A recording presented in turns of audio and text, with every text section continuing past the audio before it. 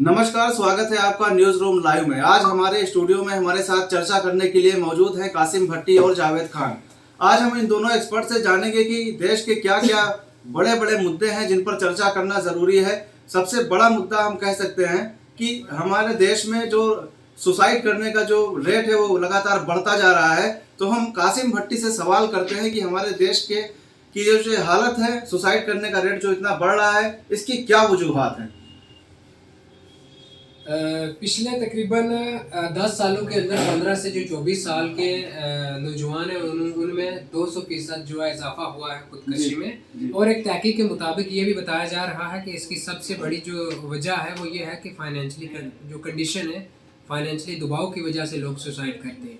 लेकिन ऐसा नहीं है। अगर ऐसा होता तो आज भी एक केस सामने आया है जो कर्नाटका के जो सीएम है उनकी बेटी ने सुसाइड करी है। उसको तो फाइनेंशियली कंडीशन कहीं ऐसा नहीं मुझे लग रहा कि उसको होगी जिस वजह से उसने। इसके और भी बहुत ज़्यादा जो है रीज़न हो सकती हैं। डिप्रेशन हो सकता है, स्कूल और सोसाइटी का दबाव हो सकता है बच्चों पर। और फिर इसकी सबसे बड़ी चीज़ ये है कि कोई भी जब सुसाइड करता है तो उसका एक प्री प्लान होता है। कोई एक रात में सुसाइड नहीं हो सकती। उसकी बहुत सारे हमारे सामने जो है एक अशारतन आ जाते हैं, जैसे कि कोई बोल रहा है अपने घर के अंदर, या कोई लड़की या लड़का है कि मैं भाग जाऊंगा घर छोड़कर, मैं चला जाऊंगा, मैं ये कर लूँगा, वो कर लूँगा। तो समझ लीजिए कि कुछ ना कुछ जो है गलत वो कर लेगा। तो इस वजह से ऐसे इशारे हमारे मुआशरे के अंदर घर में बहुत सारे हमें जो है देखने को मिलते हैं। फ्रेंड सर्कल के अंदर ऐसी बातें होती हैं सुसाइड करने से पहले। तो हमें जो है इस पे कंट्रोल करनी चाहिए। हमारी ये जिम्मेदारी है। अगर हमारे इर्द गिर्द ऐसे अगर मामलात ऐसी बातें सामने आती हैं तो हमें उन पे जो है रोक लगानी चाहिए। जब सुसाइड हो जाती है तब लोग इस चीज़ को भी वाज़ह करके बोलना शुरू कर देते हैं कि ये तो छोटा सा मुद्दा था, छोटी वजह थी, इसको सुसाइड नहीं करना चाहिए था, सॉल्व कर लेना चाहिए था। लेकिन वो बाद में बातें होती हैं। इससे बेहतर है कि पहले हमें जो है इस पर कंट्रोल कर लेना चाहिए। और ज़्यादातर जो सुसाइड होती हैं वो ना सिर्फ फाइनेंशियली कंडीशन की वजह से होती हैं, बल्कि उसके अंदर कुछ लोग जो है नशा करते हैं, उसकी वजह से नशे में लत हो जाते हैं। फिर वो अपने आप को जो है संभाल नहीं पाते, सोसाइटी के ताने से जो है सुसाइड कर लेते हैं। कुछ वाकई में फाइनेंशियली कंडीशन की वजह से सुसाइड करते हैं। कुछ लोग जो होते हैं वो सब कुछ होने के बावजूद भी उनके ऐसे जो रिलेशनशिप होता है उसकी वजह से सुसाइड कर लेते हैं। तो इसके मतलब कोई एक जो वजह नहीं है, बहुत सारी वजह जो है सामने आई और ये बढ़ता जा रहा है। इसकी कोई जो है लिमिट नहीं है। दूसरी तरफ इस्लाम के अंदर बिल्कुल जो है बताया गया है कि खुदकशी करना जो है हराम है। उसके बावजूद भी लोग जो है करते हैं। और हमारे जो पुलिस भी अभी तक इसके ऊपर जो है काफ़ी कंट्रोल करना चाह रही है, लेकिन कहीं ना कहीं जो है अभी पूरे तरीके से इस पर कंट्रोल नहीं कर पाई। सुसाइड का जो रेट है वो बढ़ता ही जा रहा है। बिल्कुल, जैसा कि कासिम भट्टी ने बताया कि हमारे मुल्क में सुसाइड का रेट बढ़ता जा रहा है। इसकी वजह हम ये भी कह सकते हैं कहीं ना कहीं कोरोना वायरस भी इसकी एक बड़ी वजह हो सकता है। क्योंकि हमने देखा कि कोरोना वायरस में इकोनॉमी की क्या कंडीशन रही है। इकोनॉमी लगातार गिरती हुई जा रही थी।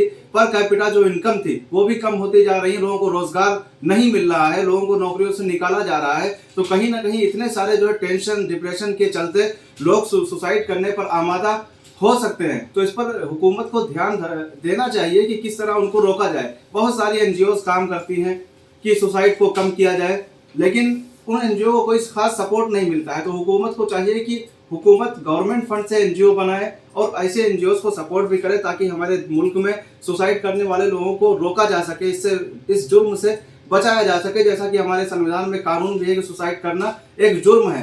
तो पुलिस देर से जागती है। इसके लिए पहले हमें कदम उठाना होगा। हमारी हुकूमत को इस और तवज्जो करना होगा। समाज शास्त्र के मुताबिक हम अगर बात करते हैं तो सुसाइड करने वाला आदमी जो व्यक्ति होता है वो सुसाइड ऐसे ही नहीं कर लेता है, बल्कि जब उसको कहीं आगे चलकर रास्ता नहीं मिलता है, किसी भी मुद्दा कोई भी हो सकता है, उसकी समस्या कोई भी हो सकती है, जब उसको रास्ता नहीं मिलता है, एकदम लास्ट में वो खड़ा नजर आता है, तब वो सुसाइड करने की सोचता है। ऐसा जो है समाज शास्त्र के जो थिंकर्स हैं, बड़े बड़े ऑडियोलॉजिस्ट हैं, वो कहते हैं, उनका मानना है। तो हुकूमत को उनके जो है समझ बूझ से बात करके कोई ऐसा समाधान, कोई ऐसा रास्ता निकालना चाहिए कि हमारे मुल्क में जो इतने बड़ा जुर्म हो रहा है, इतने बड़े पैमाने पर लोग मौत की भेंट चढ़ रहे हैं, उनको उनसे रोका जा सके। अभी हाल ही में देखने को मिला, आज सुबह की खबर है कि कर्नाटक के एक्स जो है वजीर आला, जो एक्स वहाँ के सीएम थे, उनकी बेटी ने आत्महत्या कर ली। वजह उनकी समझ में नहीं आ रही। जब उनका नौकर उनको नाश्ता देने पहुंचता है तो दरवाजा खटखटाता है तो वो फांसी से फंदे हुए से लटकी हुई मिलती हैं। तो कहीं ना कहीं सुसाइड करने वाले हर तबके के लोग हो सकते हैं, कोई ज़रूरी नहीं कि जो गरीब है वही सुसाइड कर सकता है। अमीर और हाई सोसाइटीज़ के लोगों में भी ये मामला देखने को मिल रहा है। तो इस पर एक विशेष तौर पर काम करने की ज़रूरत है। और हम चलते हैं अपने अगले मुद्दे पर। हमारा अगला सवाल जावेद खान जी से है। जावेद खान हमें ये बताएंगे कि हाल ही में कांग्रेस और बीजेपी के द्वारा टीपू सुल्तान का नाम उछाला जा रहा है और एक गंदी राजनीति के तहत, साजिश के तहत उनको बदनाम करने की एक कोशिश की जा रही है ताकि उनकी सियासी रोटियां जो है सेकी जा सके। तो इस पर जावेद खान हमें तफसील से बताएंगे। जी जावेद खान। जी बिल्कुल, मैं आपको बताना चाहूँगा कि जो हमारे देश की राजनीति है जी वो राजनीति विकास पे नहीं होती कभी। जी विकास का मुद्दा नहीं होता, मुद्दा होता है तो ये हिंदू मुसलमान। और ऐसा ही फिर हुआ है। एक महान स्वतंत्रता सेनानी जिन्हें हम मैसूर का शेर टीपू सुल्तान के नाम से जानते हैं, जी जिन्होंने अंग्रेजों से लोहा लिया, उनसे लड़ाई लड़ी और 70-80 या 70-84 के अंदर युद्ध में अंग्रेजों को हराया भी था। बाद में वो खुद भी आ रहे थे, लेकिन अंग्रेज उनके सामने जाने से डरते थे। अंग्रेजों से लोहा लिया, देश की आज़ादी के लिए लड़ाई लड़ी। वो टीपू सुल्तान, वो महान टीपू सुल्तान, जिनकी याद में 2014 के गणतंत्र दिवस परेड में उनकी झांकी भी निकाली गई। कहीं ना कहीं महान है तभी तो झांकी निकाली गई। बिल्कुल। लेकिन कुछ व्हाट्सएप यूनिवर्सिटी से पढ़े हुए, व्हाट्सएप यूनिवर्सिटी से पास आउट जो लोग हैं वो उनका विरोध कर रहे हैं, कह रहे हैं कि वो देशद्रोही थे, उन्होंने हिंदुओं का कत्लेआम किया। ये कहाँ से उनको सीखने को मिलती है मुझे समझ नहीं आता, क्योंकि हम बचपन से पढ़ते आ रहे टीपू सुल्तान की विजय गाथा को। जब 26 जनवरी की परेड में उन्हें मौका मिल सकता है तो कहीं ना कहीं, जो कभी भी परेड होती है तो कोई भी अगर झांकी निकलती है तो वो बड़े बड़े RSIS के सामने से होकर निकलती है। तो इन व्हाट्सएप यूनिवर्सिटी के लोगों को समझना चाहिए कि टीपू सुल्तान ने देश के लिए बहुत कुछ किया है। यहाँ तक कि देश के लिए मंदिर बनवाए हैं, मंदिरों को सुरक्षा दी, उनको जवाहरातों को सुरक्षा दी है। नहीं तो अंग्रेज तो सब कुछ लूटने में तुले हुए थे। ये कुछ शासक थे हमारे देश में, कुछ ऐसे योद्धा थे जिन्होंने हमारे देश की काफ़ी हद तक सुरक्षा की है। अंग्रेजों से लड़ते लड़ते टीपू सुल्तान शहीद हो गए थे। मैं आपको बताना चाहूँगा, पहला मिसाइल मैन भी उन्हें कहा जाता है, उन्होंने मंदिरों के भी कभी तामीर करवाई है भारत के अंदर। तो ये चीज़ें अगर वो इतिहास की किताबों में पढ़ेंगे तब मालूम पड़ेगा ना। थोड़ा व्हाट्सएप यूनिवर्सिटी हटकर टीपू सुल्तान के इतिहास के बारे में पढ़िए। तो दरअसल ये मुद्दा उठा क्यों, मैं भी बताना चाहूँगा आपको। मुद्दा इसलिए उठ रहा है कि जो महाराष्ट्र के अंदर असलम शेख विधायक है, जिन्होंने एक अपने विधायक कोटे से एक स्पोर्ट्स जो है कॉम्प्लेक्स बनाया है, उसका नाम वो टीपू सुल्तान करना चाहते हैं। बस इसको लेकर बजरंग दल, RSS, बीजेपी जो है विरोध कर रही है, पुतले जला रही है। और ये विरोध उन्होंने आज ही नहीं किया, पहले भी वो कई बार विरोध कर चुके, क्योंकि उनको मुद्दा चाहिए मुस्लिम नाम।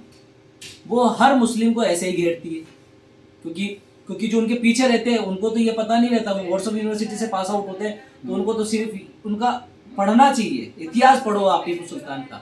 अगर टीपू सुल्तान वाकई में देशद्रोही होते तो क्या 26 जनवरी के अंदर 2014 में उनकी झांकी निकाली जाती हमारे देश में?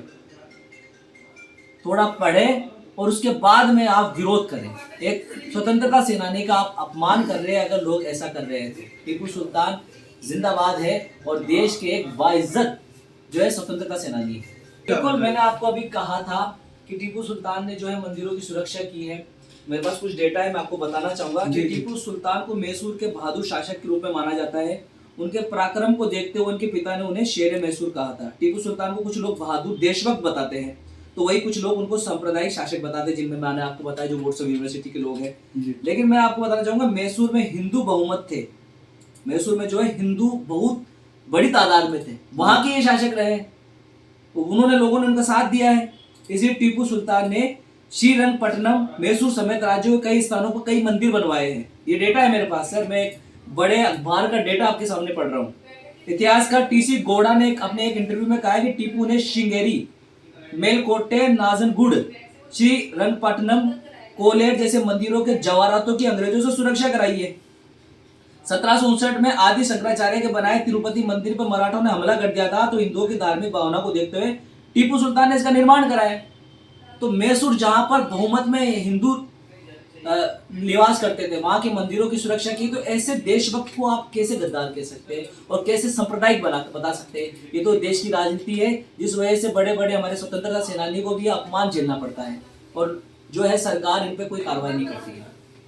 बिल्कुल, जैसा कि जावेद खान ने बताया कि सरकार तो आती जाती रहती है, लेकिन हर तरह की पॉलिटिक्स हमें देखने को मिलती है। हर एक सियासतदान का अपना एक नजरिया होता है। कोई जो है अपना हिंदुइज्म दिखाने की कोशिश करता है, जो कि जाहिर है, साफ तौर पे दिखता है उनका फेक हिंदुइज्म होता है। अगर वो सच्चे हिंदुइज्म की बात करें तो ये देश गांधी जी के दौर में आप देखिए तो गांधी जी, नेहरू और मौलाना आज़ाद और अशफाकुल्लाह खान सब साथ नजर आते हैं। तो जब जमहूरियत की बात होगी तो यही सब बात होगी, लेकिन जब जमहूरियत के अलावा कोई बात होगी, कोई नई सोच की बात होगी, तो इसी तरह के मामला सामने आते रहेंगे। कासिम भट्टी कुछ कहना चाहते हैं? जी कासिम भट्टी। देखिए, जैसे कि जावेद जी ने पूरा तफसील से बता दिया है, मैं ये कहना चाहूँगा कि ये एक तरीके से जो है फंडामेंटल ड्यूटीज़ का वायलेंस किया जा रहा है। आप भी बाखूबी इस चीज़ से वाकिफ़ हैं कि फंडामेंटल ड्यूटीज़ जो 11 हमें बताई गई हैं, किन चीज़ों का ध्यान रखना है। उसमें जो है फ्रीडम फाइटर भी हमारे आते हैं। केवल ये नहीं कि 1947 के बाद है कि उससे पहले भी लोगों ने इसके लिए जदोजहद की है हिंदुस्तान के लिए। उनमें से एक बड़ा नाम टीपू सुल्तान का भी है। तो हमें जो है उस आज़ादी की जदोजहद को जो है बरकरार रखना चाहिए, उसकी तारीख को पढ़कर जो है कोई फैसला लेना चाहिए, ना केवल व्हाट्सएप यूनिवर्सिटी से सीख कर और लोगों के कहे हुए या राजनीति खेलने से, सियासत खेलने से जो है फंडामेंटल ड्यूटीज़ का जो है वायलेंस करना, ये बिल्कुल भी नाकाबिले बर्दाश्त बात है। इसके ऐसे लोगों के खिलाफ सख्त से सख्त जो है कार्रवाई होनी चाहिए जो कि एक फंडामेंटल ड्यूटीज़ का जो है वायलेंस कर रहे हैं। बिल्कुल, कासिम भट्टी कहीं ना कहीं यही कहना चाहते हैं कि हमारे मुल्क की आज़ादी के लिए सभी लोगों ने योगदान दिया, सभी लोगों ने कुर्बानियां पेश की हैं। हम किसी को नज़रअंदाज नहीं कर सकते और ख़ास तौर पर जो मुजाहिदे आज़ादी थे उनके खिलाफ तो हम बात नहीं कर सकते हैं। उनके खिलाफ अगर बात करता है कोई तो उस पर सख्त कार्रवाई होनी चाहिए, ताकि आने वाले दिनों में कोई भी आज़ादी के जो मुजाहिद थे, जो स्वतंत्रता सेनानी थे, उनके खिलाफ जबान खोलने की हिम्मत ना कर सके कोई। अगर किसी को यकीन नहीं है तो जा करके इंडिया गेट पर दिल्ली पर देखे कि जो स्वतंत्रता सेनानियों के नाम लिखे हुए हैं उसमें से क्या एक ही धर्म के लोग के नाम है? वहां पर सारे धर्म और सारे मजहब के लोगों के नाम लिखे हुए हैं। जिसको यकीन नहीं आता वो देख सकता है। तो सबूत तो हमारे सामने है, लेकिन एक मखसूस आइडियोलॉजी को जो प्रमोट किया जा रहा है एक साजिश के तहत, वो कहीं ना कहीं हमारे मुल्क के लिए, हमारे देश के लिए बहुत बड़ा खतरा साबित होने वाला है। खतरा हमारे देश को ही नहीं बल्कि हमारे देश की जमहूरियत और संविधान को है। तो अगर संविधान को बचाना है तो इस तरह की सोच को कुचलना होगा, दबाना होगा, नहीं तो हमारी नस्लें इसका खामियाजा भुगतती हुई नजर आएंगी। आज के न्यूज़ रूम लाइव में इतना ही। अगले न्यूज़ रूम लाइव में हम और बड़े मुद्दों पर चर्चा करेंगे। तब तक के लिए हमें दीजिए इजाजत। नमस्कार। खबरें जो आपको जोड़ती हैं सीधे हमसे, जिनका आपकी जिंदगी पर होता है सीधा असर, खबरों की वही तस्वीर, बिना बदले, बिना डरे।